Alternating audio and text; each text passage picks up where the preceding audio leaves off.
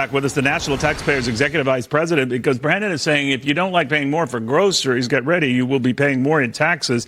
Yep, even if you are well below that 400,000 limit or ceiling where that would not kick in. Apparently, Brandon's crunched some numbers and says it's just a matter of time. Good to see you again, Brandon. Explain. Yeah, it's always a pleasure to see you, first of all. But unfortunately, we're in a really bad situation here.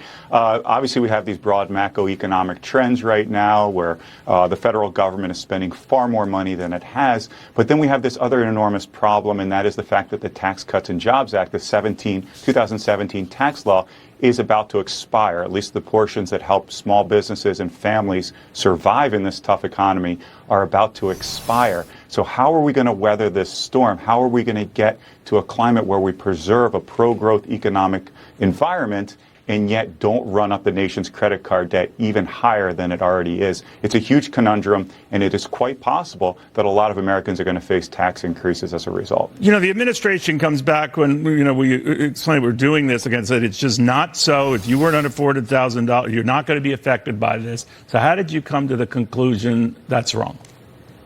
Well, I mean, first of all, Biden is already raising taxes on people making less than $400,000 a year, and that's in the form of tariffs. Higher tariffs are higher taxes, and those affect consumers regardless of how much money you make. So I think he's already violated that pledge. The tariffs haven't gone into effect yet. So well, we've had enough tariffs already, and the announcement of more tariffs coming, I think, is enough in my mind to say that he is raising taxes. He's in the process of raising taxes on working class Americans. But even beyond that, we have just a huge chasm, and that wedge is growing.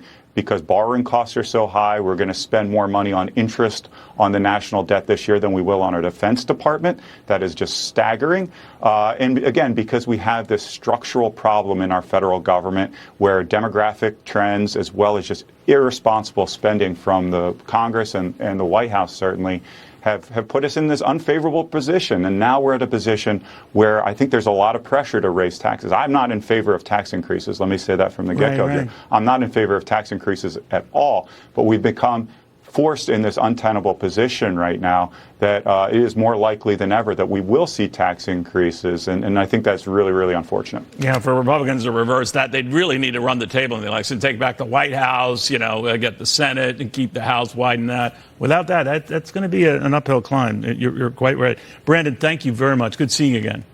Thanks, Neil. Brandon Arnold on all of that. Meanwhile, at least